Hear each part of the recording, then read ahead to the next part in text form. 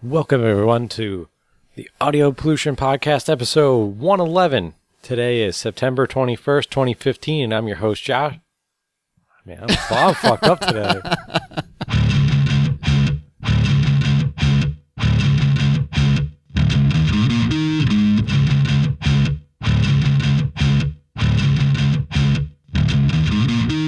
Welcome to the Super Nerd Factory podcast.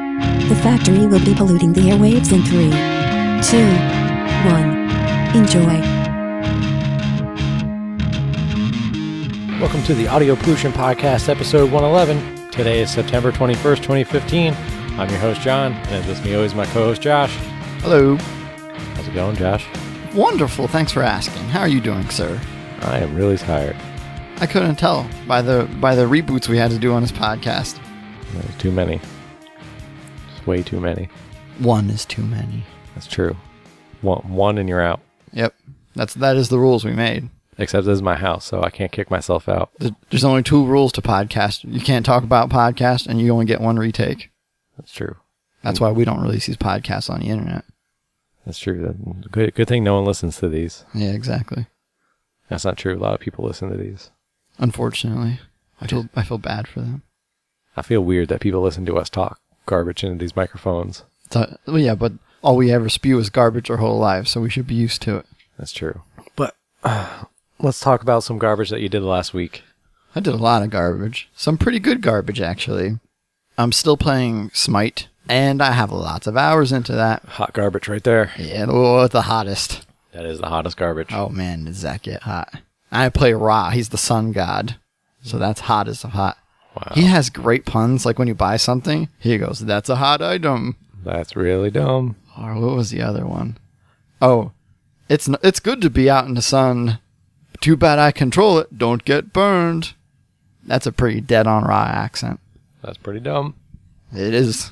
Makes me never want to play that game. No, you should. Nope. Oh, yeah. And I actually watch relatively random picks. I've been waiting for a show from M. Night Shyamalan. M. Night Shyamalan Ding Dong. And he has a love-hate relationship with the whole world. I suppose there's not any super fans of him. I don't think so. But there's a lot of people that really hate him. Yeah. People generally like to hate him. I saw a panel he did at Comic-Con. It was a couple years ago. It was like the 10th anniversary of Unbreakable.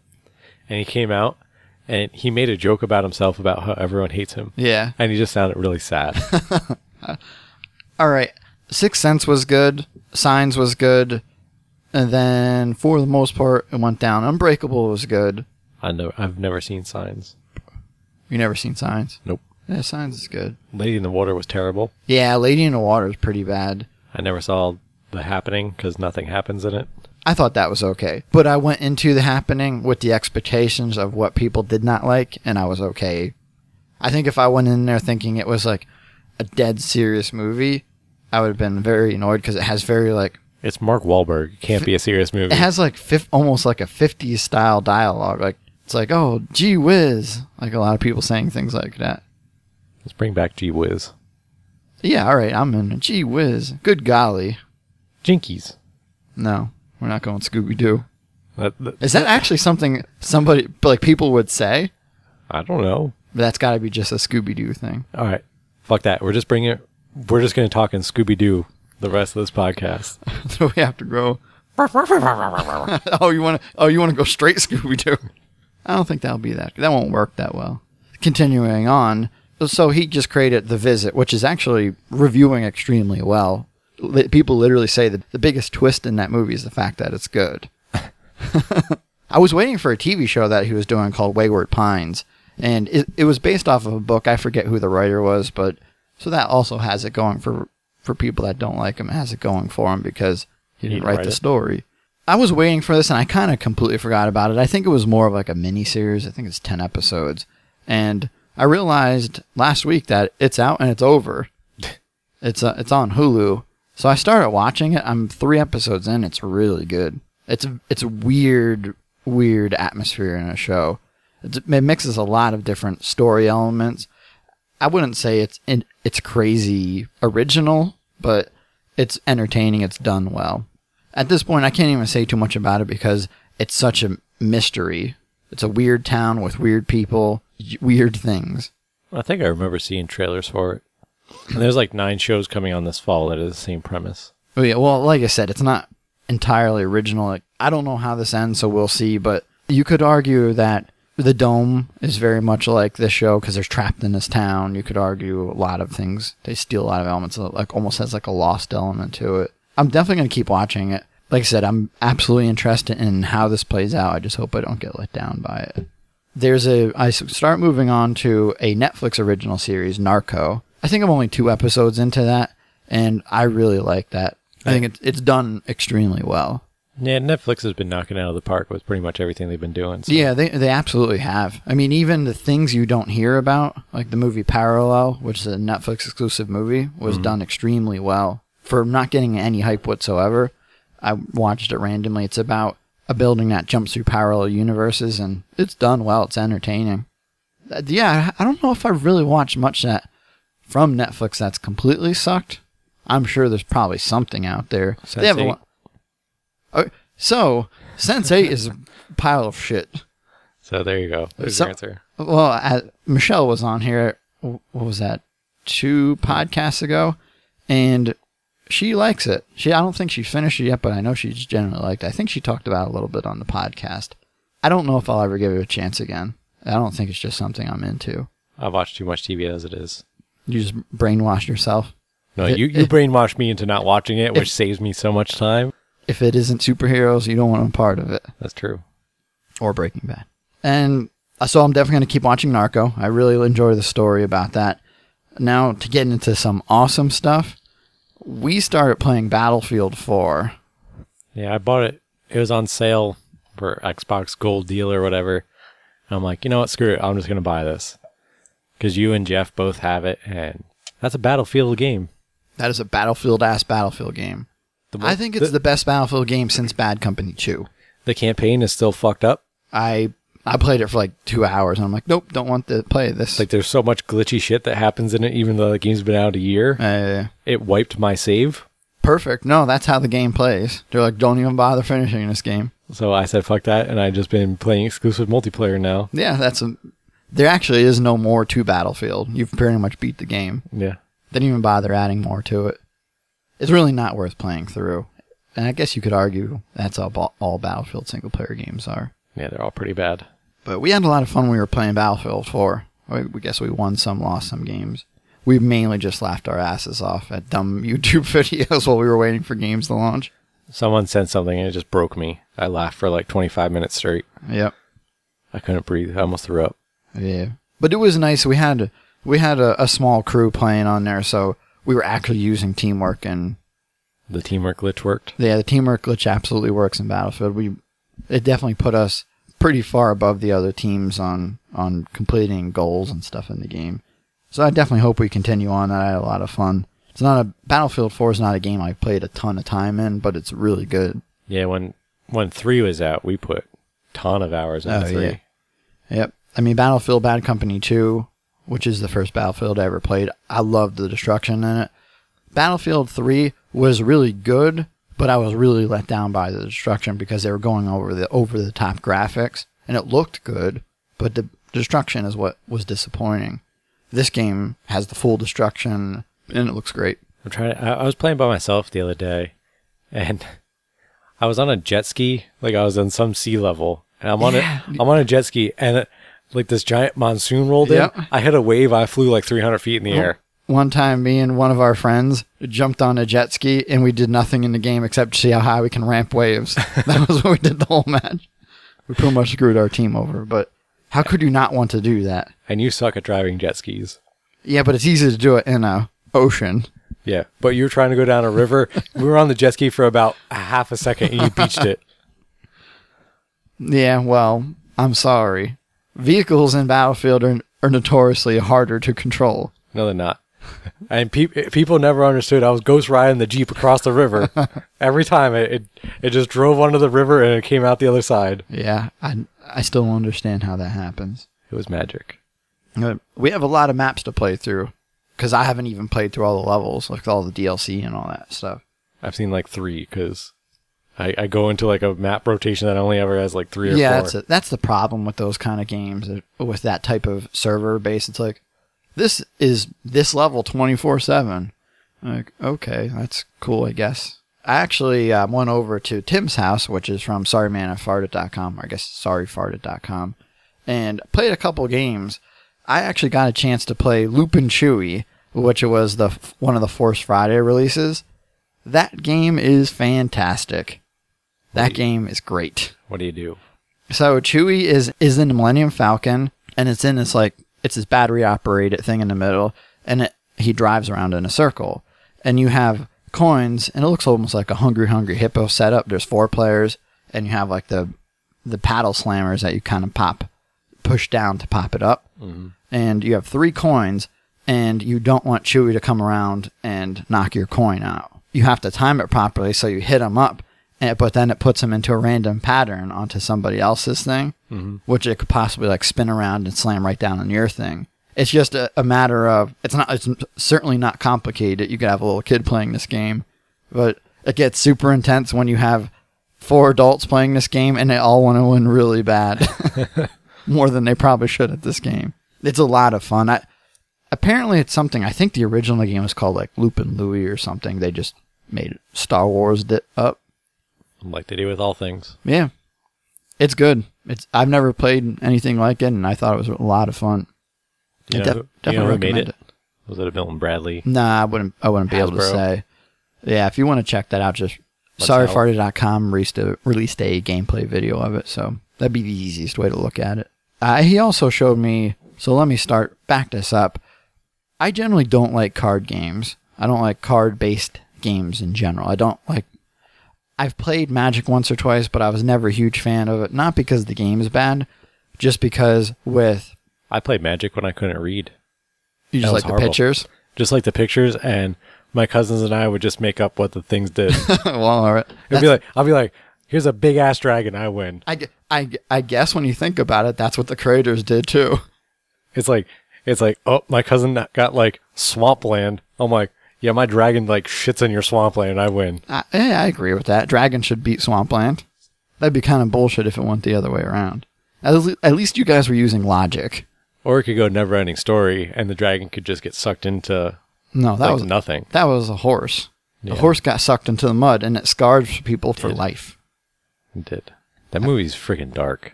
Yeah, I have it on Blu-ray. When are you showing it to Lucas? Because I think I saw that movie when I was like 7. Yeah, I saw it pretty young. I mean, at that point, you don't really think too much into how dark it actually is. You're just like, there's a giant rock guy that's talking. Rockbiter, man. I don't remember, was it Atreyu, Falcor? Falcor was the dragon dog thing, right? Yeah. Is he a dragon? Is he just his own thing? He's a dragon dog. Is that what we're going with? Is that official lore? He's like Barf in Spaceballs. He's half man, half dog. Yeah. He's a Mog. He's his own best friend. That's a great movie. I have it on Blu-ray. I should probably watch it. I don't know when Lucas will watch it. Maybe this weekend. I'll just scar him instantly. Just keep showing it to him like from now until he can understand it. Yep. I'll literally do science to see at what age you get scarred by the movie. Yeah. But going back to my story, I'm not a huge card fan, and Magic is fine, but I didn't like the idea of, in my opinion, the imbalance of it's almost pure luck on when you're opening packs what kind of cards you get. That kind of always annoyed me. Yeah. So that's sort of like Hearthstone. It is. Yeah, it absolutely is, because not everyone has the same amount of cards or same type of cards. Obviously, there's things in place to balance it, and it obviously is an extremely balanced game, or people would not like it. But specifically, I played a deck builder game, which I didn't actually know what that was. But this one specifically is called Star Realm, and a deck builder game is a game where everyone starts, so you're playing like 1 versus 1, you battle each other, and you have the same exact starting cards, and there's cards in the middle, and essentially you mix the deck up, you both start off with the same exact cards, which you use like money cards, and you have to you build your deck as you play. So as you're attacking, you're also trying to build your deck from buying things in the middle. Okay. So it's a balance of, all right, I could spend this coin to use this card that gives me 2 coins, or should I go right for an attack card that gives me something? And each card starts having separate abilities, and it gets pretty deep because there's different factions in it, and the more faction you have in an attack gives like perks, like bonus perks for having them together, so you don't want to mix certain things. I'm certainly no pro at it now, but when I played it there, I got dominated, but actually liked it so much, I bought the phone game, which the phone game is just the digital version of it. Mm-hmm. Same exact thing, but you can play it online. It was like $5. The digital version's awesome. It's a really good game. I haven't played it online yet. It has a story mode that I've been playing through just to get myself a little bit better at the rules, but I do have, Tim actually gave me a copy of the game itself, so I'm going to play a lot. No, it's all spaceships, man. Fuck that, I'm out. Oh, there might be a dragon. Are there space dragons? They look like Zerg type things. Like the Mutalisks? Yeah, kinda. There's things I suppose maybe you consider dragons, or like greenish. There's certainly monster type things in space. Okay, I'm back in. I'll have to study them. I'll find a dragon. But it's an absolutely amazing game. For people that like those kind of games and haven't played this, I think it's really good. Obviously, I can't do any direct comparisons, but it's so much fun. It's really good. It's one of my new obsessions. I definitely want to try to get pretty good at that game. But that's pretty much been it for me. I've been spending a lot of time with that. What have you been doing? Not really watching too much because TV pretty much comes back this week. Doctor Who will have happened by the time this comes out. Gotham happens tonight. And then it's like the week after that, like everything comes back to primetime TV. So yeah. So your schedule's booked again. Yeah. So do you have a TV show for every night? Every night except Friday okay. and Sunday. No, when's Ash vs. Evil Dead? I think that's on Sunday nights. Yeah, I'm not sure. Because I don't watch Walking Dead. That's a Sunday night show. Man, Ash is going to be so good. And we're going to miss the panel at Comic-Con. Yeah, it makes me sad. That would have been pretty cool to see. I mean, I think we can go up and go to it because I think that panel is actually off-site for Comic-Con. Okay. Because they're doing something new this year where they have a lot of the bigger panels at Hammerstein Ballroom, which is obviously a lot bigger venue than like one of the conference rooms that they have the panels in. Yeah. They probably needed to do something like that because there was always people arguing about getting in. Yeah, like I've been in panels there where it's like standing room only, like the whole back of the room is just people like sitting on the floor and sitting in the aisles. And that's definitely how the Walking Dead one was. Yeah, that one was packed the first year that came out. Yeah. I watched a couple movies. I randomly watched The Quick and the Dead. That's a good movie with Leonardo DiCaprio. Yeah, it's Leonardo DiCaprio, Shannon Stone, Russell Crowe's in it. I think that's actually one of his better movies. Yeah. I think it's a really good cowboy movie in general. You know who directed that movie? Jason Statham. Sam Raimi. Nailed it. I know, I actually did not know he did it. Yeah, he actually made that movie. That was right before he did Spider-Man. Okay. And some of the camera angles they show in it directly translate into his Spider-Man movies. Like when he's swinging through the city? Yep. Yeah? Yeah. When he with has his gun, so it's a 6-shooter? Yep. It's pretty amazing. It's a weird cowboy movie. I watched the Entourage movie finally. So, being a big fan of the series, what did you think of the movie? It was everything you wanted it to be. It was like a whole season arc within 2 hours. Okay. You know, so it wasn't like long drawn out drama. Was Mark Wahlberg in it? Yes, he was. How big of a role did he play? He was in it for like 2 minutes. Okay, so his usual little walk-on role. Yeah. Okay. I mean, he is the executive producer, and it's the story of him. Yeah. But no, I thought it was really well done, and they totally left it open for another one, even though it did horrible at the theaters. But how could they not leave it? I mean, it's just a story of guys doing random things. It's not like, unless they kill them all. That would have been great. They just like, a nuclear bomb just drops and they all die. Yeah, that's how I suppose that's the only way you could literally say, yeah, there probably won't be a sequel. The whole arc of like Entourage is they make a movie and then they think it's going to like do shit and they're all going to like be homeless. So that's like what the movie is. And if the movie flopped, like they would have to like, all their careers would be over. Yeah, because they're all following one dude. So, I don't know. I really liked it. I'm not hardcore into Torchwood like I was Doctor Who. It's nowhere near as good. Like, it's okay, but I'm watching like maybe one episode every couple of days. Yeah. I'll probably get through it eventually. It certainly is a different vibe to it. I like Doctor Who just because of the quirkiness of it. Yeah. You know, it's real campy and, you know, they make light of a lot of situations where Torchwood seems a lot more serious about everything. Very self-serious about things. I've fallen back into WoW pretty hard. Don't do it, man. Don't do it. You could be playing Battlefield 4. WoW's a pretty damn good game, though. I've heard people like that game. And I got back on my raid team. They actually wanted me to raid while we're recording this. But I said no. Wow, it's dedication.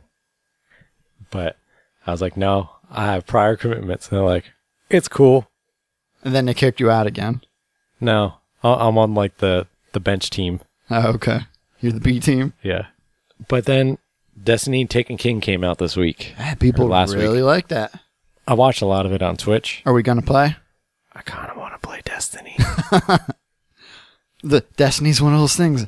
I always really want to play it, and I don't know why. I played the beta and didn't like it. But I want to play Destiny. Like, it just looks so good. Like, and they made it so that the numbers constantly go up.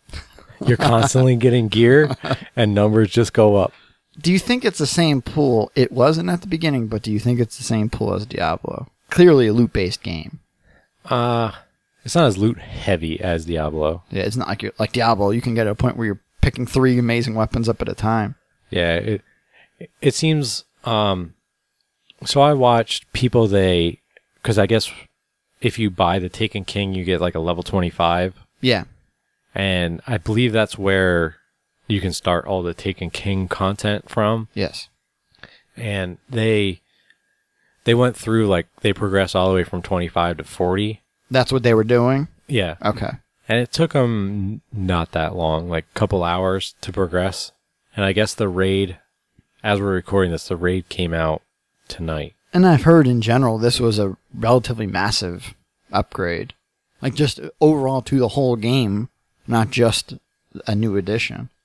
Yeah, like, and it seems like they actually put story in it. Yeah, like Destiny I did see that. They Destiny started writing in story, yeah. It was like missing a whole bunch of story, and they retconned a whole bunch of stuff. Yeah. I kind of want to play Destiny, but there's so many damn games coming out right now. Yeah. I bet that game goes on sale this year. I'm going to say towards the end of the year, and then I'll buy it. Yeah, they'll probably do like a holiday sale. Yeah. But it's like every pack that comes out, like, well, does it come with this? Does it come with that? Like, yeah, it's so confusing. It's essentially you're playing how do you Magic the Gathering version. How do you feel about dance emoticons? I've been known to dance in my day. Because if you don't buy like special collector's edition, limited premium edition, whatever the hell it is. Oh, I don't get the sweet dance? You can buy 4 dances for $20. I'm okay with them selling things like that. Because they're completely dumb and they're not game breaking. They can sell that shit all they want. That's $5 a dance though. Yeah, but there's dumb people in the world. And as long as the dumb people keep buying that dumb thing, they're going to keep releasing dumb things. They're pretty sweet dances, though. It's the circle of dumb. You bought it, didn't you? Even before you bought the game. Yeah, I just bought the dance pack. No, I didn't buy the dance pack. I like how you had to reconfirm that, just in case anybody thought that was true. Last thing I've been playing more of Star Wars Uprising. Wow, you actually gave it another chance? I'm tired of Fallout Shelter. Yeah. Because I hit like the max of what I can do. How many hours would you say you've placed, or have you put hours into Uprising? An hour at most. Okay. I'm like level 10. I'm not sure what I'm at right now. Like, I think it's okay. It's alright. Do you know if the game opens up at all? It does. It's extremely linear where I am, which is fine, but I do want to explore more because that's what's fun in those style of games, those Diablo style games. There's no really exploring. It's once you hit a certain level, you can go to different planets and do daily missions. Does that mean you're going to play co-op with me? Yeah. I asked you to play co-op and you're like, I'm not playing that piece of shit. Well, it depends what level you are. Why do I have to like match your guild or something? And what gear you are. Do I have to earn my raid spot? Yes, you do. All right. Put you on a friends and family spot for the raid, and then we'll test you out. I'm going to be playing probably a decent amount coming up, so I'm definitely going to... I'll prove myself. I'm going to earn that spot. Because everything in that game goes by what gear you're wearing. Can you trade gear in that game? No, I don't think you can. If I spend $5, can I trade gear? Probably. 'Cause you can spend a hell of a lot of money in that game if you want. It looks like it's very unnecessary. Like, it looks like it's easy enough just to play the game and get through whatever you need. Yeah, a lot of the stuff to buy, it's just like tickets to buy stuff. Like, yeah. And it's just like a random chest that you can get stuff out of. Yeah, very much like, I guess a lot of games do that. Here, try this random lottery and see, you might get something good. But in the beginning portion of the game, they feed you a lot of that stuff. Yeah, they definitely do. And I noticed when you're exploring like the coins and stuff, if you take the time to explore a level, destroy all the garbage cans and junk piles, which why wouldn't you? That's the best part of that game. A nice thing they did, because a lot of the assets are reused over and over again. Yes, yep. There's multiple scales of difficulty for each level. Yeah, I did notice that. Like the point I'm at now, I have 4 difficulty levels, and I can only do the second difficulty level because my gear score isn't even high enough. It won't even let me go in. Oh, okay. But I want to give it a chance. I think it feels like a Star Wars. It's very Star Wars-y and has good Star Wars music. I'm curious how well the multiplayer works. How many people can play co-op? Is it 2 or is it 4? It depends on the mission, I think. Okay. I think it's up to 4. The only missions I've seen that you can do co-op are 2 people right now. Okay. Yeah, well, if anybody wants to play, definitely tweet us, because John may not let me into his raiding guild. I don't even know how to add people to that game. I haven't done that much research into it. So if you know how to play the game and want to send an invite, send an invite. Send an invite with instructions of how to add you. Yeah. But we'll move on to the question of the week. What's the best movie you saw this summer? What's the worst? And we got a couple good responses. For the most part, people answered pretty much the same. We had Tim from Sorry Farted. He liked Mad Max, and which a lot of people seem to pick Mad Max, and he hated Pixels. He actually saw that movie. Yeah, he actually took the time and wasted his time to see that movie. I'm surprised. I'm probably going to watch it one day. Oh, I'll watch it. I have to see what it is. No, you have to watch The Cobbler. No, I see that on Netflix all the time. I never want to watch that movie. No, that was supposed to go to theaters. Really? It was so bad, it didn't even make it into theaters. It got scrapped from going to theaters, and they put it right on Netflix. And now all Adam Sandler movies are Netflix exclusive. Great. I'm going to love it. We were having a discussion about this. Like, he's going the way of Pauly Shore, but I really like Pauly Shore movies. Yeah, I'm all right with Pauly Shore movies. Like, I don't mind Adam Sandler movies. Like Biodome, fantastic. Yeah, Biodome's amazing. In the Army Now, great movie. Yep. Man, where's Pauly Shore? Pauly Shore needs to make a comeback in Hollywood. He was on Joe Rogan podcast recently. It was really good. Yes, he was. Yeah, well, he runs the Comedy Store out in L.A. now because... What was his mom's or something, right? His mom started the Comedy Store. Yeah. But what's your favorite movie of the year? Or summer? My favorite summer movie, I would say, is probably Ant-Man. Ant-Man? Yeah, which is not one I've seen. What about the worst? And don't you dare say Mad Max. I think everyone knows that's Mad Max. But in that I saw in the theaters, Mad Max is probably the worst movie I saw. Yeah, I would say, so the best movie I've seen is, I've thought about, there's a couple things. I was either thinking Jurassic World or Mad Max, but I'm going to go Mad Max as my favorite movie of the summer. The worst movie, I kind of went back and forth between The Avengers 2, which it wasn't that it was a horrible movie, it was just, I just wasn't feeling it for whatever reason. Maybe it was just the time I was watching it. But I kept thinking, I want this movie to end. Yeah, it's pretty long. And that was a problem for me, because the first one was long and I really liked it. I wasn't feeling the second movie, but dun dun dun, Poltergeist is the worst movie I've seen this summer. That's true. That movie is horrible. That movie looked pretty bad. Oh, it's pretty bad. But we talked about this last night, and we didn't mention probably the best movie that started off the summer. Fast and the Furious. I was going to pick that too. That's probably like movie of the year, though.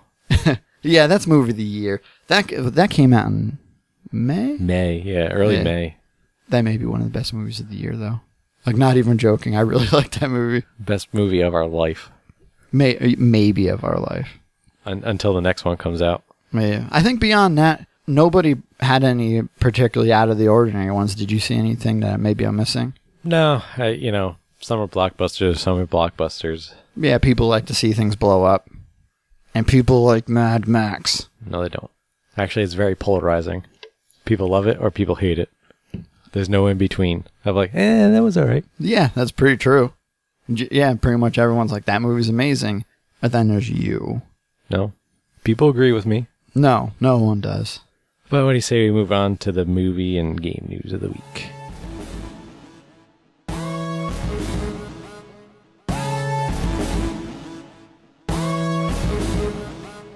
Couple trailers for a couple movies coming out here.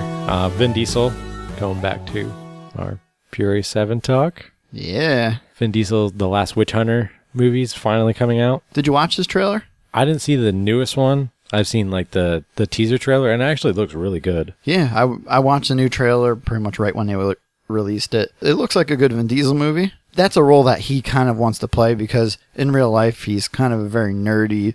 What is he into? Dungeons and Dragons, I think he's big into. He owns part of Dungeons and Dragons, I think. He's written several how-to-play books. One of his movies that he's supposedly working on is based off of a character he invented for Dungeons and Dragons. I don't think this is it.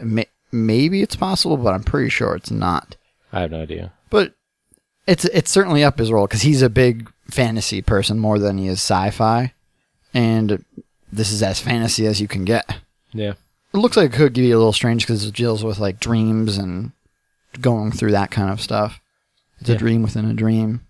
And then another trailer that just got released. The Jungle Book trailer finally came out. It looks good. It looks really good. I'll probably see that one in theaters. I remember I had a love-hate relationship with the Jungle Book when I was little, just because the snake's really creepy. Yeah, the snake is pretty creepy. But it's got Baloo. It does have Baloo. It looks like it's going to be really well done. It's made by the team that was the director of Iron Man and the team that made Pirates of the Caribbean. Yeah, so you got high-quality people right there.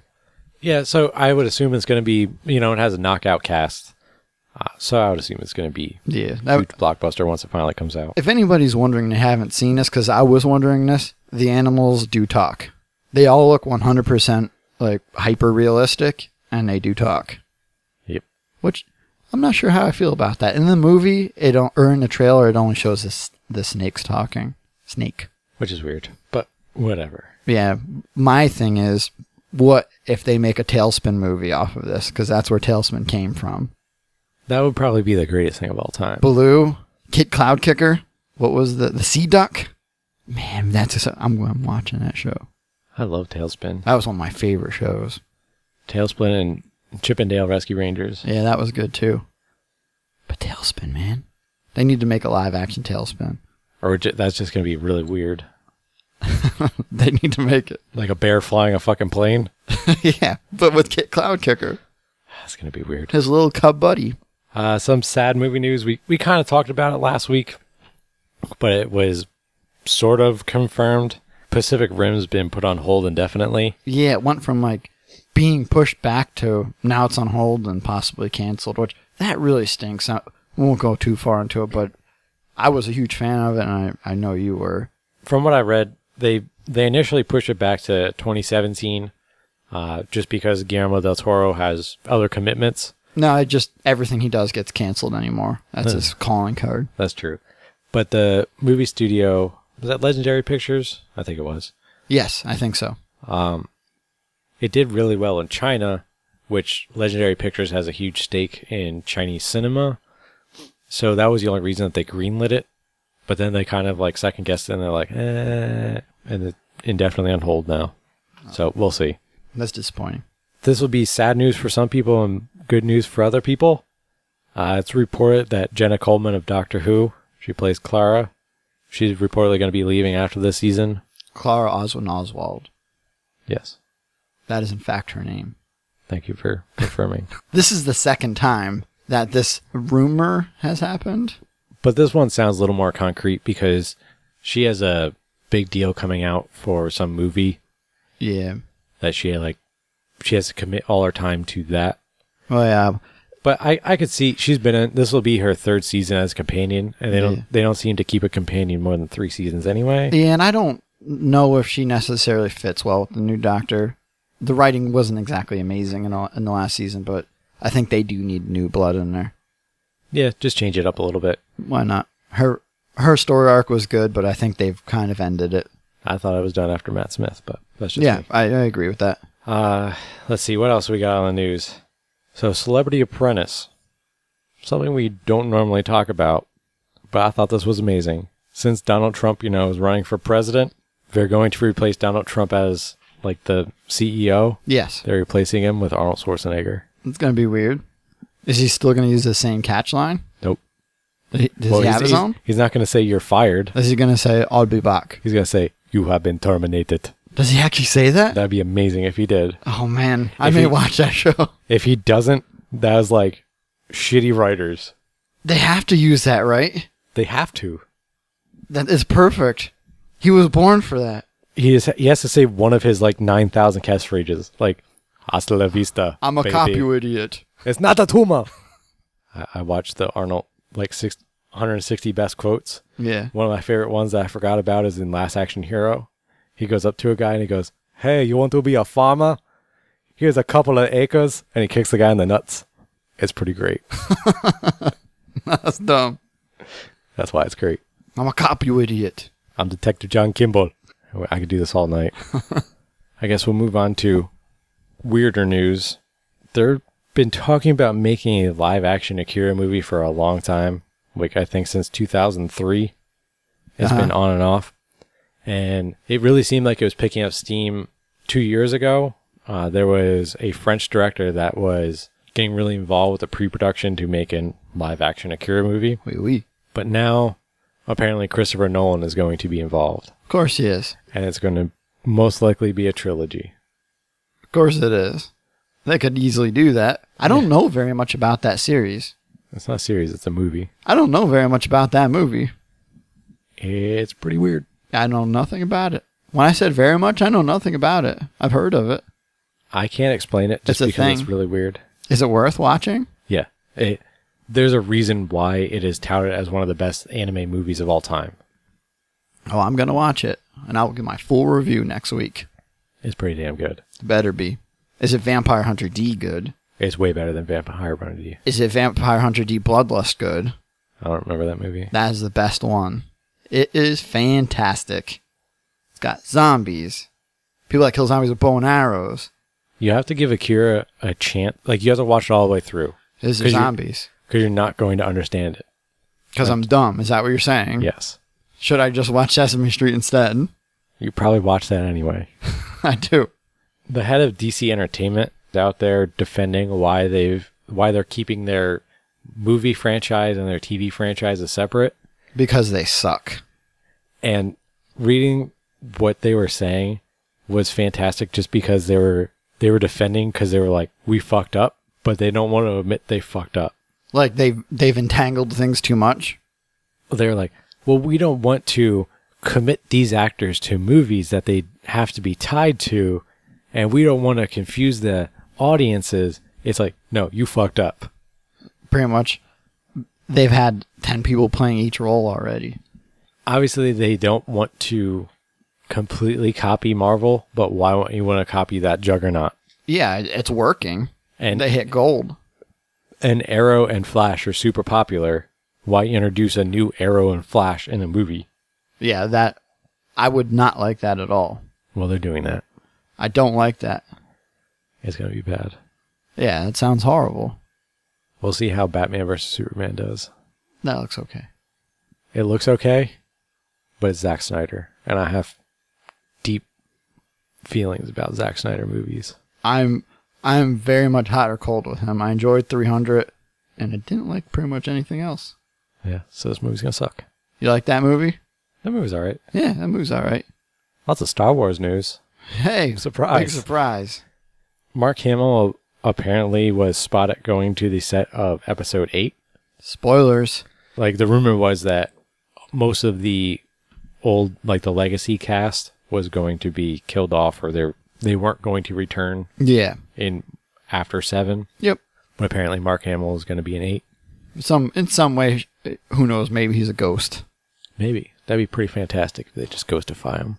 I bet they would do it. I could see them pulling that off. It'd be him and Hayden Christensen.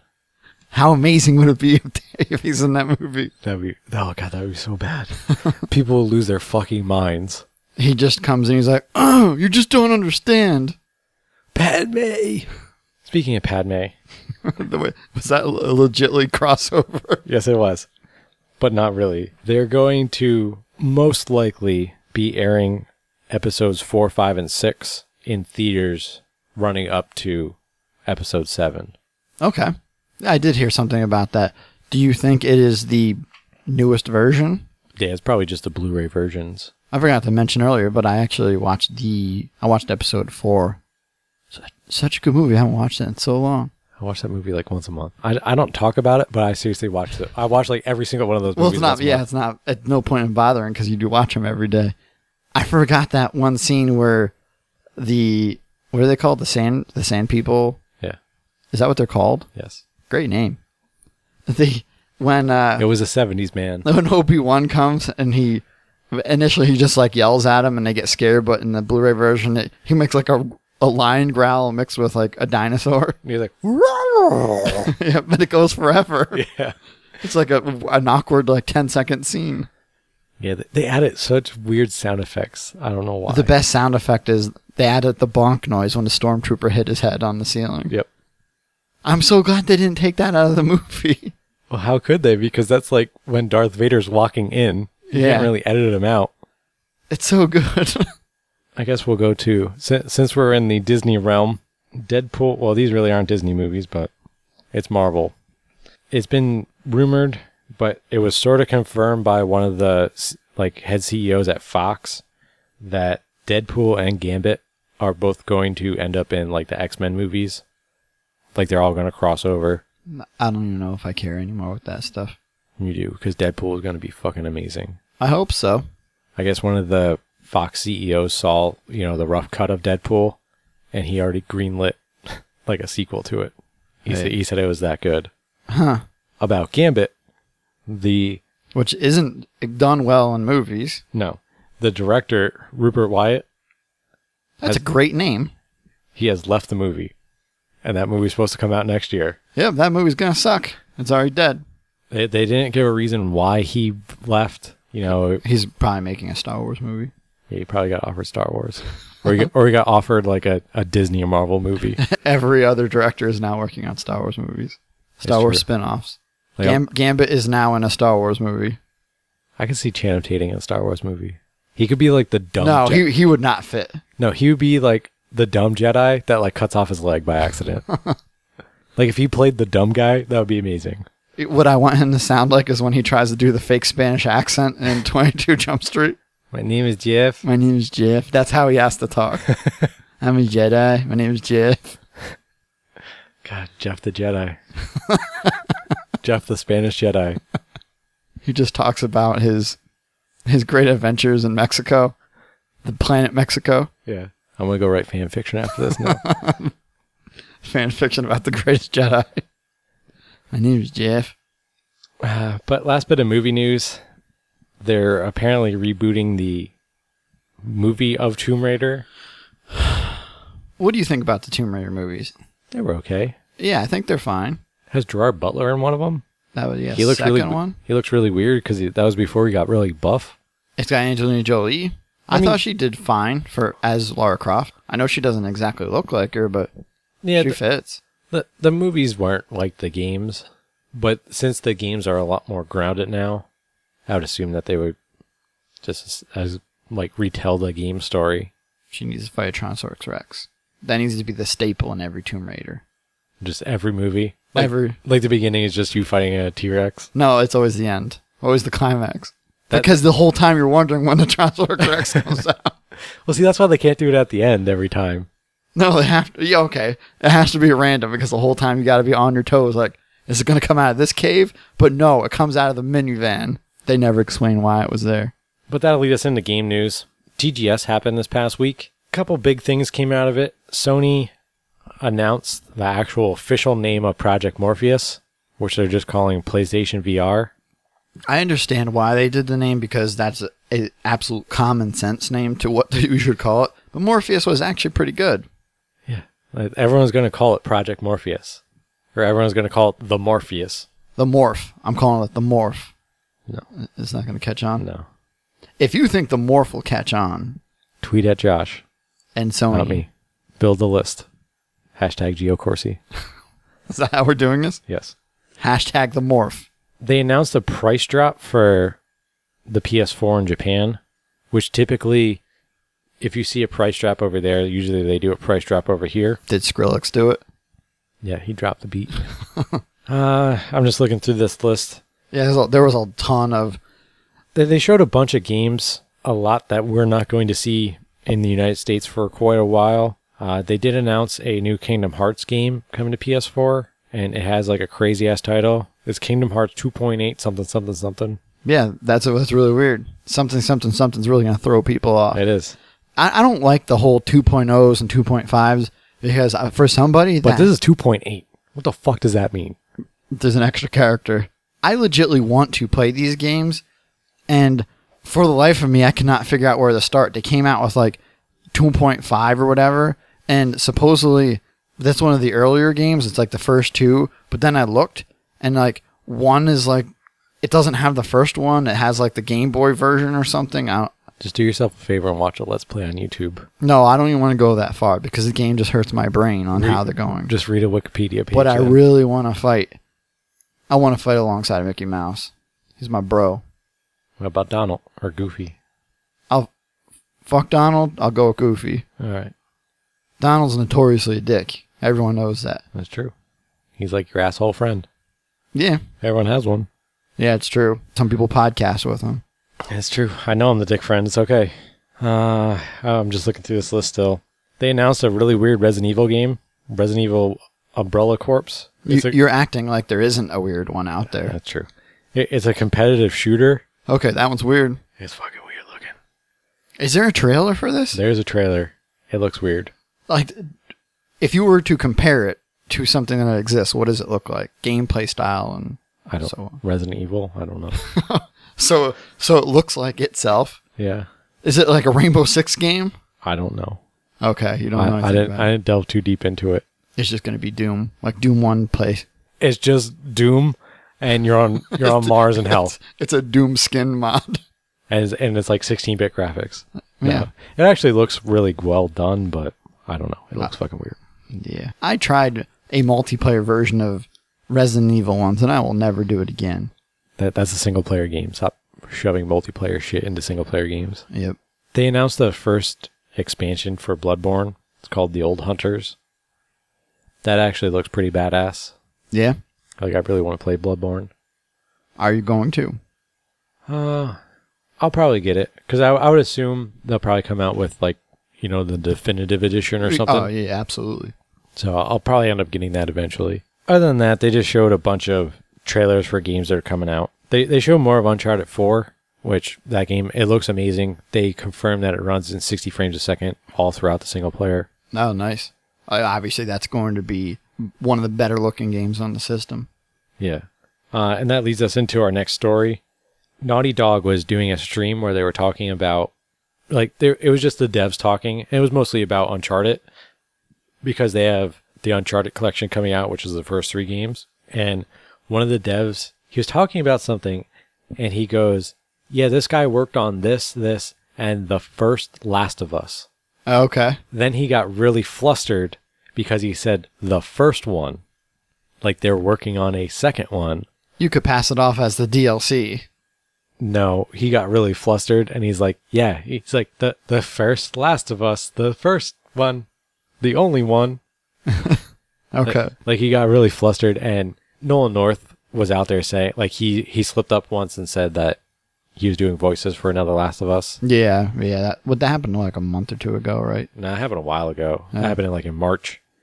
Last of Us was a great game. I don't know how they make a second one. God, they could easily make more of it. They could, but do they stick with the same characters? There's no way they stick with Joel. Like the way that story ends, I don't want to know what happens. I actually did not like that ending. Not at all. I thought the ending was... I understand what they were doing. Well, I suppose we can talk about it because the game's been out for years. Not that long. I mean, the remake just came out a couple months ago. That's true. All right. And I don't want to give that spoiler away just because I don't think it's good. But the story in that game is really fucking good. I think the story overall was good. I had several complaints about the game. I didn't like its time jumping. I would have rather seen the adventure from beginning to end instead of it jumping 5-10 years up. It does that in the very beginning. That's like the only time it jumps in time. No, because instead of doing a cutscene for their trailer, like when they're in a driving sequence, it's like hours later. That's true. It does, like in the middle of the game, it does like 6 months. Yeah, because they're trying to go across the country. Apparently, that was a budget cut. Like there was supposed to be like a whole thing of how you get there. I could see that. I mean, obviously, it's an expensive game to make. Yeah, great game though. Yeah, if you haven't played it, it's absolutely worth playing. Let's see what else we got on here. Probably the biggest game news. Nintendo finally appointed a new president. I want you to say his name. His name is Tatsumi Kimashima. Close enough. Tatsumi Kimashima. That's gotta be right. It's close enough. That's right. I speak Japanese. But I guess he was the president of Nintendo America before Reggie. Okay. And then he went back to Japan. You know, they hired Reggie, and he went back to Japan, and he ran a whole bunch of other departments. Like HR. That was what everyone latched onto, but he was also the president of like a whole bunch of other game divisions. So it's not like he's like some HR guy. Like he's just like the janitor. Yeah, he's just he just lives in the broom closet and creeps people out, cleans the puke up, the hot dogs. But he's very dug up old videos of him that he's been in. And he is the suit. Like he's a very business oriented he's not person. He doesn't seem to be like the fun loving guy that. Yeah, he's not like Iwata where, Iwata always had like, he's a jokester. The puppet guy. He was a very happy-go-lucky guy. Yeah. So like, who's the face of that company now? Miyamoto? I mean, Miyamoto's been the face of. But he's trying to get out of the limelight too. Not really. He stepped up as well to help transition like this whole leadership change. Yeah, but you got to figure he was big with the Legend of Zelda. He passed that off completely now because he's trying to back out of things. Yeah, so people really liked the last president, but people fucking hated his decisions. Yeah, it might be smarter for them to have a business-oriented president in there just to make smarter business decisions. Yeah, do you think? As opposed to going with your heart, go with like what makes the company money. Yeah. Which in the end will be better for gamers. Free-to-play mobile games. Well, they're already doing that. They'll go hard. That's all Nintendo will be. But if they do really, really good ones, like, I'm all for that. Make decent games, All their first-party games are great. They just have no third-parties. That's not Nintendo. No, they should do Angry Birds. Like Mario Angry Birds? Yep. You just shoot Goombas? Yep. And then they'll do Mario Crush. It's just, what's it, Dr. Mario Pebbles, and you just crush them, and then you snort them. That's a drug game I'm in. You got to pay extra for the $100 bill you roll up. God, that got really dark really fast. Oh, God. Telltale, this was sort of leaked, but then they just put it out there. Telltale's Minecraft story-driven game is coming out October 13th. That game's going to blow people's mind. Minecraft already has a story which blows my mind. Like, it has an ending. I know. Isn't the last boss? It has a last boss. Yeah. I played that game when it was an alpha, when no one knew what it was. It was free. You could just donate money if you want to play, because that's when I played it. I built a house that flew and I quit. That's true. You played it for like a hot day. Yeah, man. I was good. I put hours into that game. Yeah. And it always ran like dog shit. Whatever system I put it on, it always ran like shit. Obviously, this is going to be a kid-friendly Telltale game, which is not the norm for Telltale. How many people die in this game? 19. 19 exactly? Yes. Do they die gory deaths? No, they just get blown up by creepers. Do you make the decision that they die in? Yeah, you have to go send them off into like a mine, and there's like 30 creepers in there. And they just get vaporized, along with like 18 cows. The cows are in the mine too? Yeah.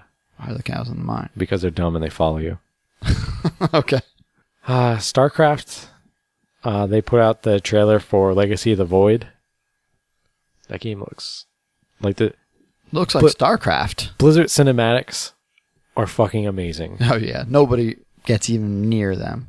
Like every time I always see a Blizzard cinematic, I get so hyped for it, but then I realize it's StarCraft. Yeah, well, that's the same thing with any of the games. It's like, man, look at this World of Warcraft. These crazy things are happening. Oh yeah, it's World of Warcraft.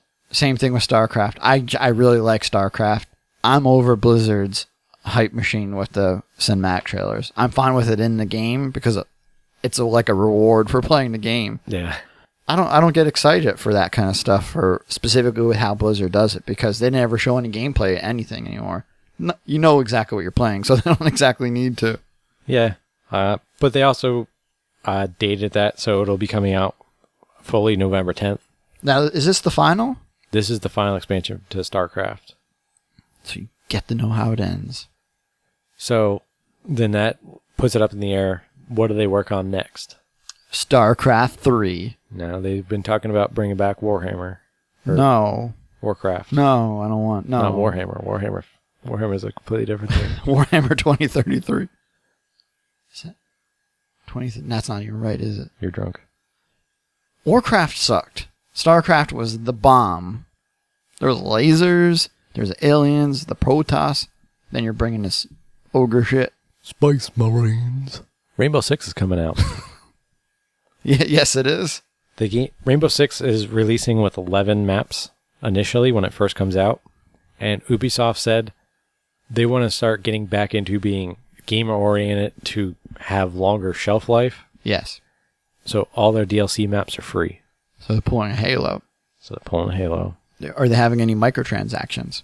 That I don't know. I'm sure they will.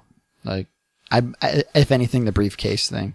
That's common in first-person shooters. Yeah, like open it and get like a boost or unlock a gun early or something like that. We'll see depending on do it. Now, that was always...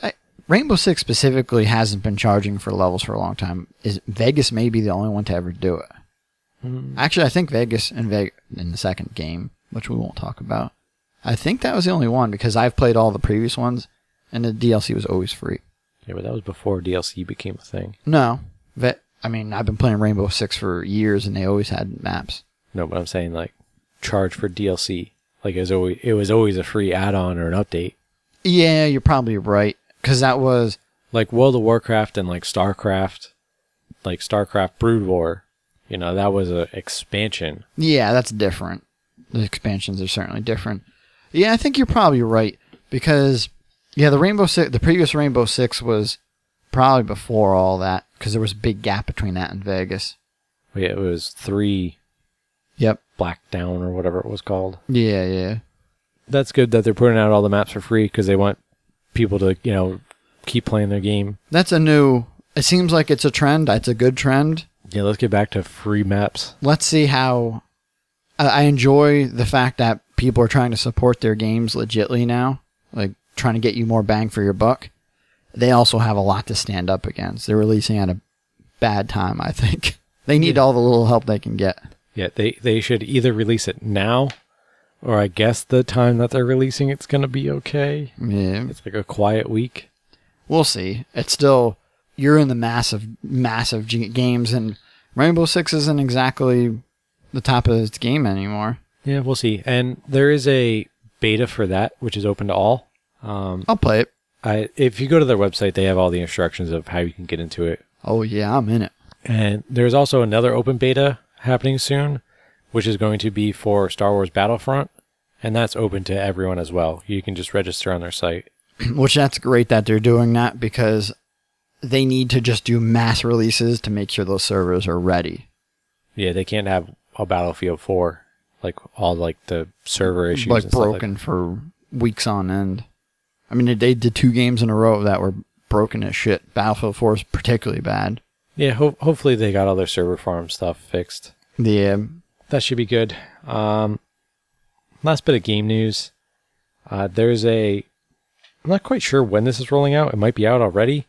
Xbox 360 is getting a big overhaul.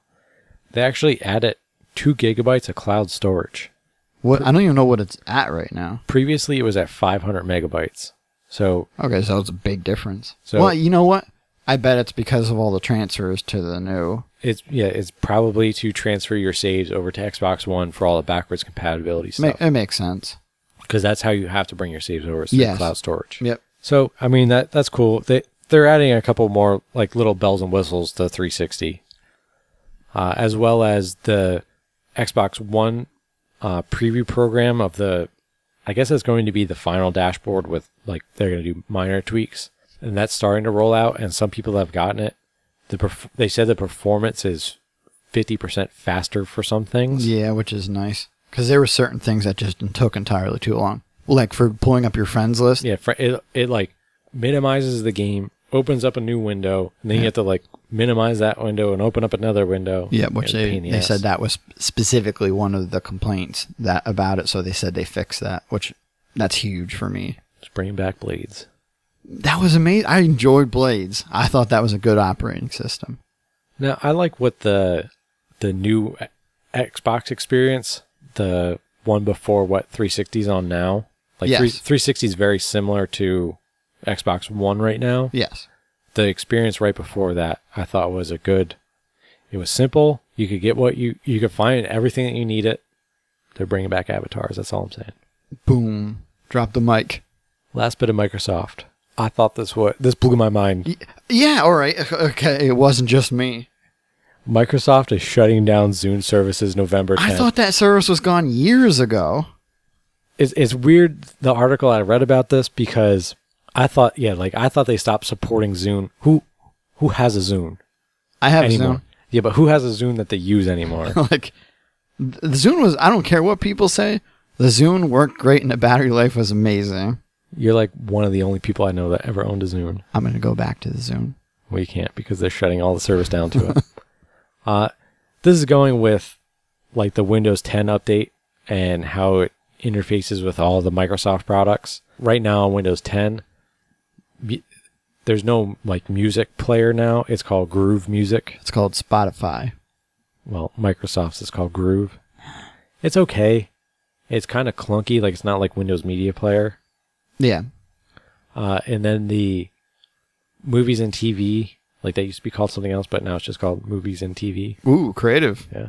But that blew my mind that they were still referring to shit as Zune. Yeah, I seriously thought that was over. And you can't, once they shut it down, you can't plug your Zune into anything. Oh, really? Yeah. Okay, so the Zune is completely... Yeah. I guess that makes sense because the Zune, like the iPod, has its own iTunes. Yeah. Well, it's called Zune, which is dumb. Zune plugs into Zune. A little bit of some other like tech news. I thought this story was dumb. AT&T is bumping up their unlimited plan to 22 gigabytes before they throttle you because they got hit with FCC fines. Yeah. Rule of thumb, don't be an asshole. Don't call something unlimited and put a number on it. Yeah, really. I mean, I'm glad that they lost that lawsuit because that is stupid. 22 gigabytes is reasonable, and it kind of protects them because you had people downloading movies, like thousands of gigs of movies. That's not unlimited though. Don't call it unlimited. Well, it's still unlimited. You still can. It just throttles you down to like 3G instead of 4G. That's dumb. Essentially they're just trying to stop people from mass downloading things. It's still dumb. But yeah, it is. Something even dumber. The world's first head transplant is going to take place in 2017. So I didn't read into this, but they're trying to take somebody, they're keeping them alive? So there's a team working in Italy and a team working in China that are trying to figure out how to transplant someone's head onto another body. Why Italy and China? Are they doing it over Skype? No. Are they using Google Docs? They're using some state-of-the-art facility in China, and one of the main doctors happens to be from Italy, and like his team is all Italian. It's weird. But there was the guy that volunteered from it is from Russia, and he's suffering from a degenerative muscular disease. Uh-huh. So he volunteered, he's like, I'm going to be dead soon anyway. Yeah. So he's like, I'm donating my body to science to see if you can do this. Man, that'd be crazy if they can pull that off. That's going to be really fucking weird when you can like, I don't like my body anymore. I'm going to go get a new body. What if people are killing other people so they can steal their body? What if I got robot legs? Risky operation. What's worth the chance? It's true. Let's put it this way.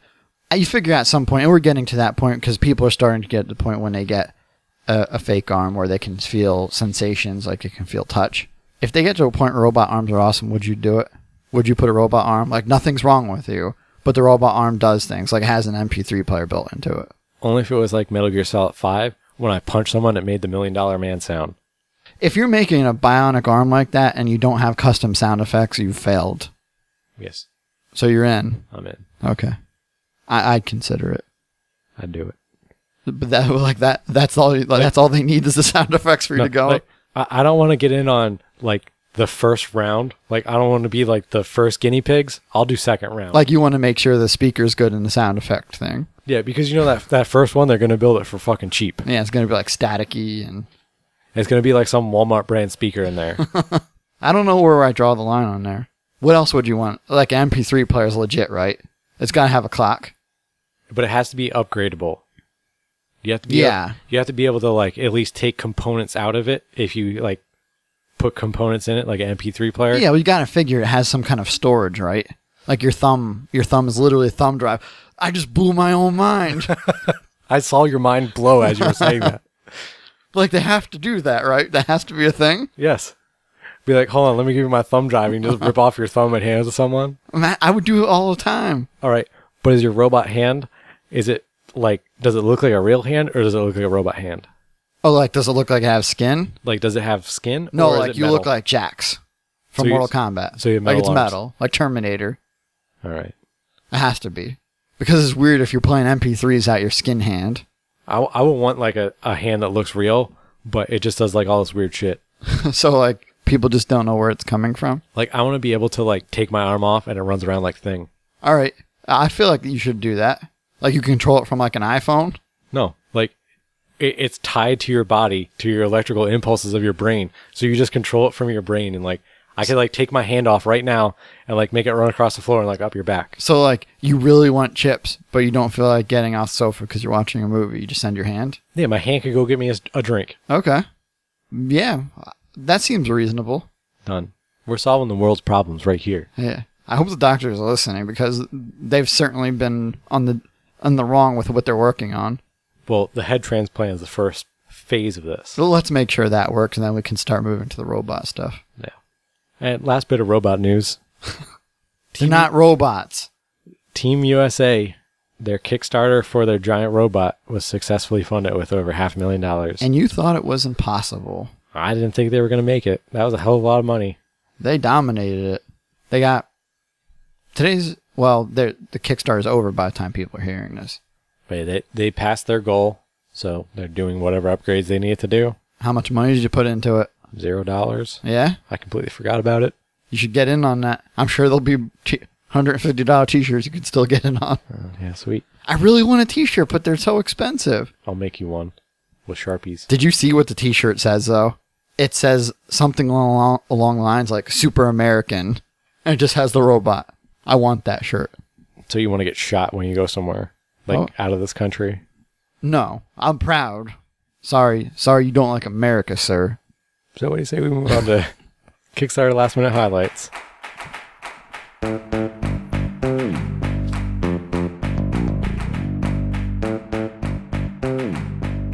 And action.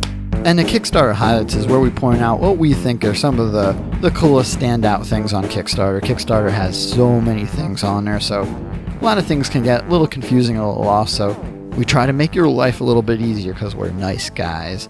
So we specifically cover video game, tabletop, and comic book of the week. And John, give us some sweet recap action. Sure. So last week's comic book of the week was called Shiver Bureau. He was asking for $7,777. Still a great number. It's a great number. And as of this recording, he passed his goal. Even better. He's a little over $8,000 right now, and you still have time to get on it. That ends on Thursday, September 23rd.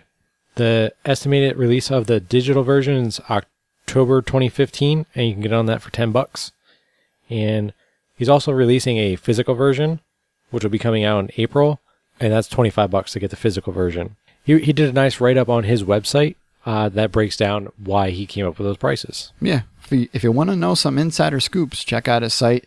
And with all these, check out our site to see what we talked about last week. Yeah. Then our board game of the week last week was Star Patrol Carrier Commander. It's a pocket game.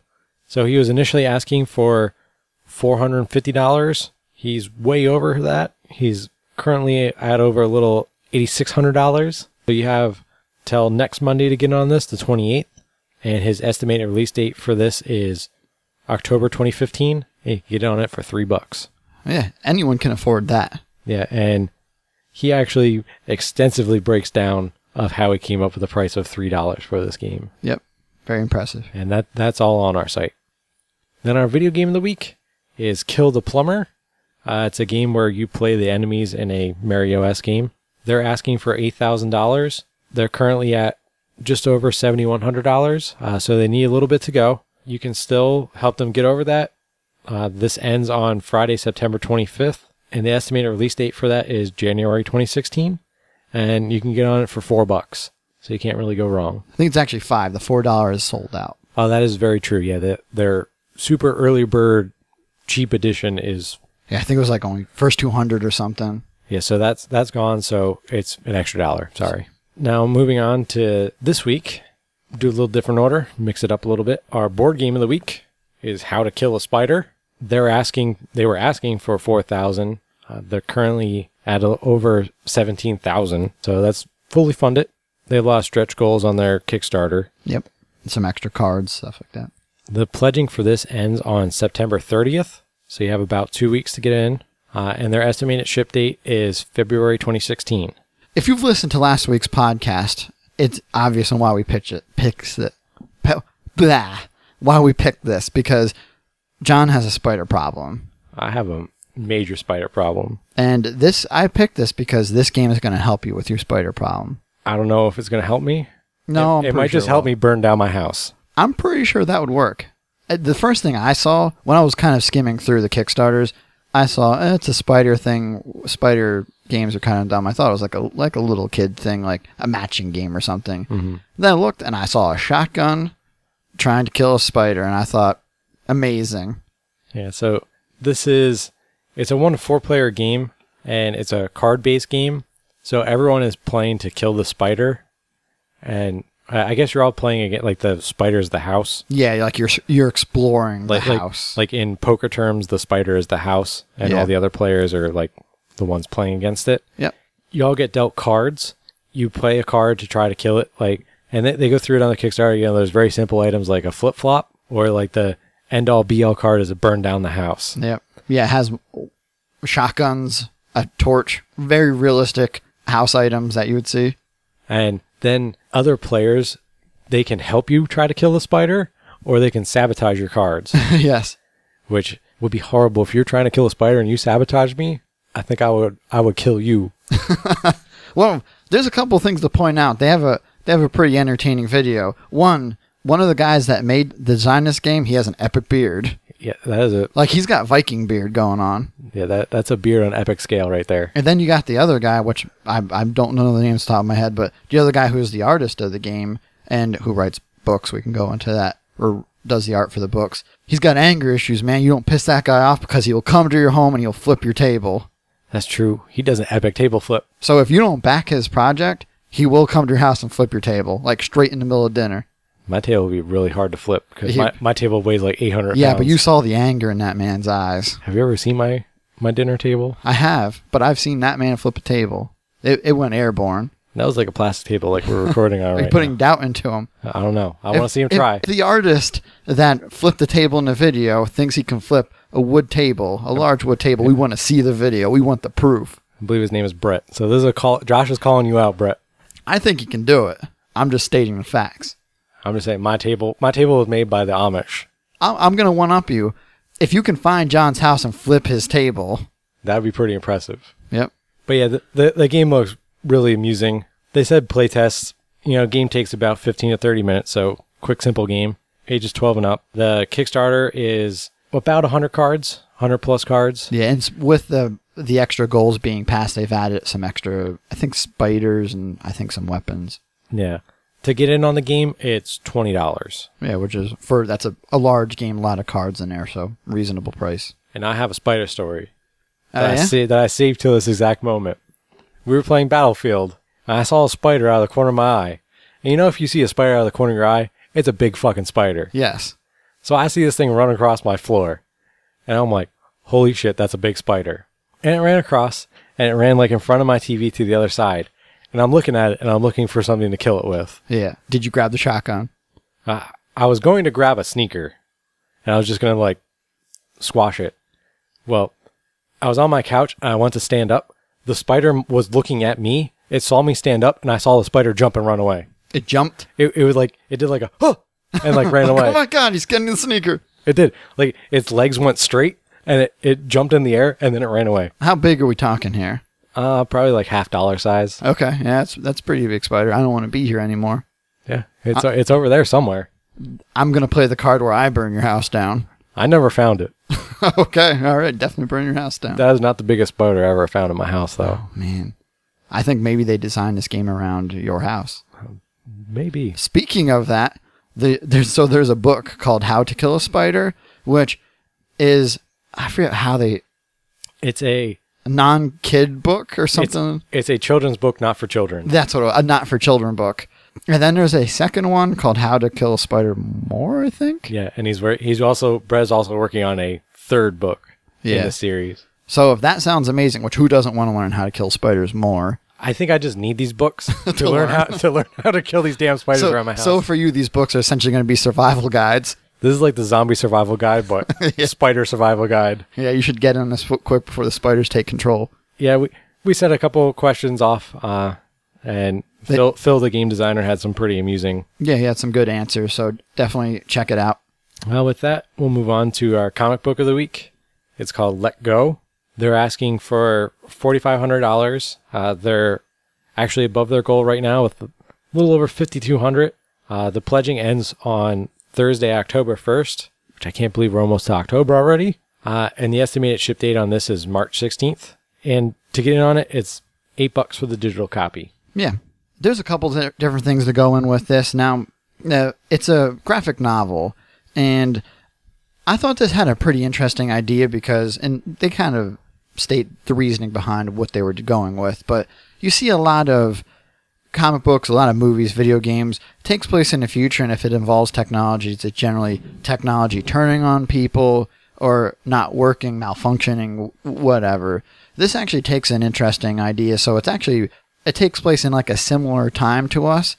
The whole idea is built around technology, and it's about the advancement of technology.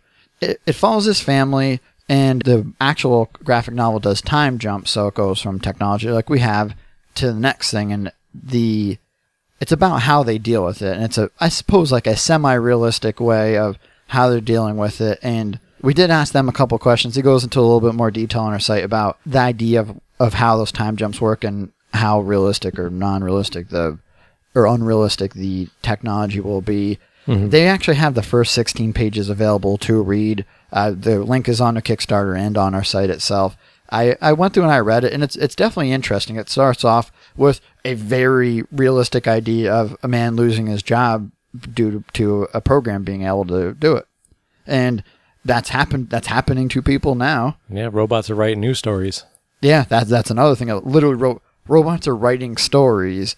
Robots are, the factories. That's a very plausible thing. It's already happening, but I think it kind of keeps jumping up with how, like in the family, there's a woman in there, the mom that's obsessed with essentially being Big Brother, stalker, using technology to creep on the children constantly.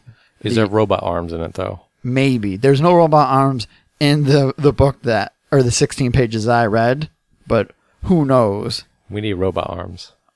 We'll work on that. Refer to earlier in this podcast. And now specifically with this, each family member is dealing with a different issue with technology in it. So I think it's a really cool idea. They did state the technology in here is straight up, it's working. It's like a successful technology future. It's not like, oh, I can't get this to work. This sucks. Like, in that way, it's unrealistic because, shit's broken all the time. Yeah. I want to live in a future where the technology's working. But I think that's a really interesting idea. The art style it's a black and white. It's like line drawing art. And I guess the main thing that kind of impresses me about it, without using any color, they have a good amount of depth into it.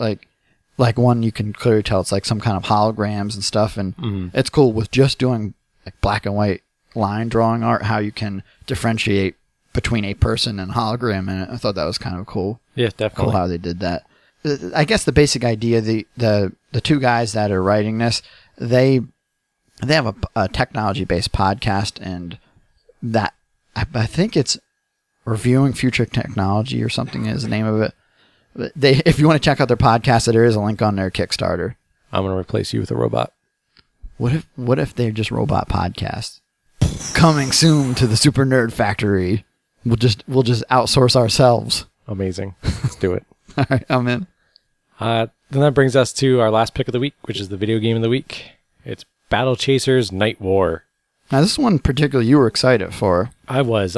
I first saw this when it first got announced, and I was pretty excited for it. We'll just go through the numbers real quick. They're asking for $500,000, so obviously this is a very large Kickstarter.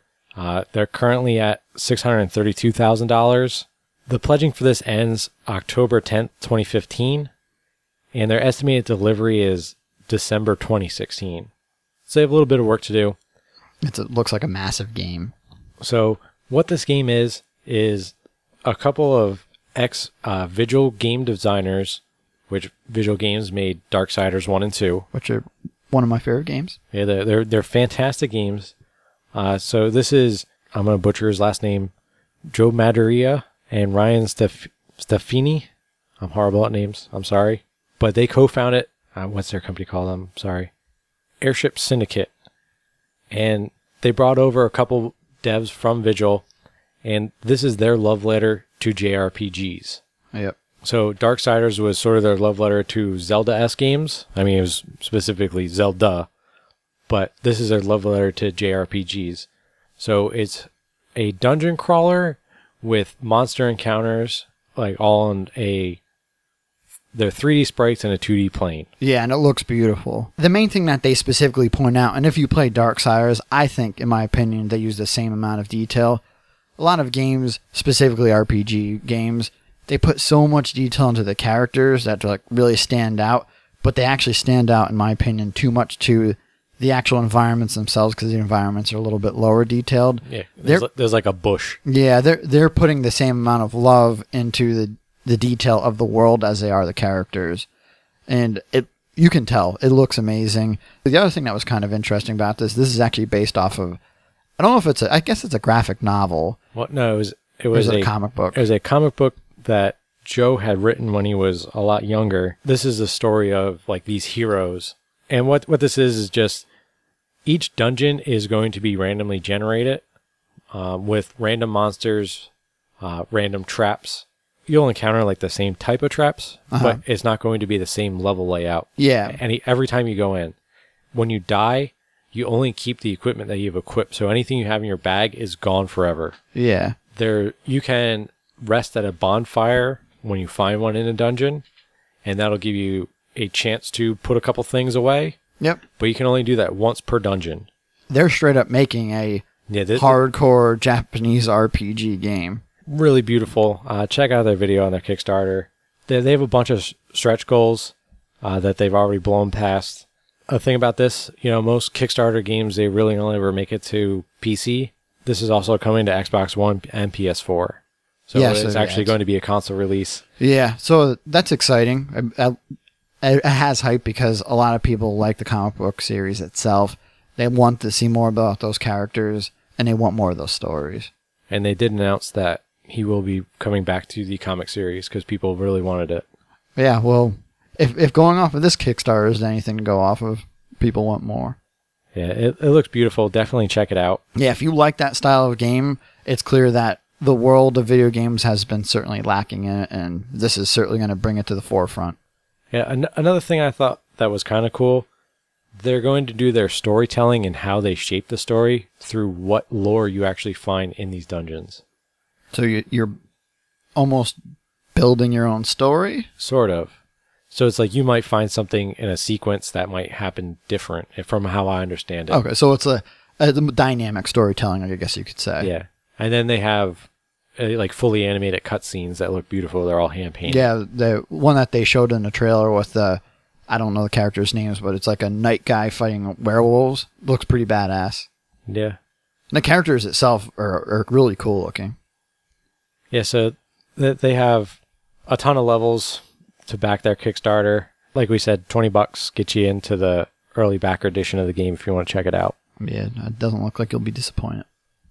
But that'll about wrap it up for this week. Check out our website. The article for this is at SuperNerdFactory.com. As we said, we had some questions for these guys, and check them out. We got some really good and interesting answers on there. If you're a fan of any of the things, or if you're on the border, check it out. Check out the screenshots. Check out the videos. And click on everything on our site 1,000,000 times. We like that. Josh likes to see numbers go up. Play the clicking game on our website. Just keep hitting the refresh button.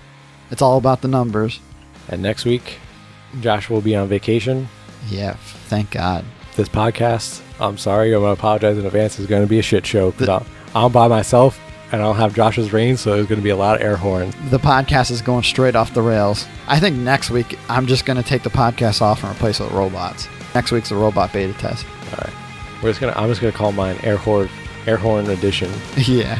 If you want to be part of the question of the week, check out our Facebook and check out our Twitter, which we also do pretty normal updates for essential nerd news, all things robots. All right, with that being said, have fun on vacation, Josh. I will. Don't die. Try not to destroy the website while I'm gone.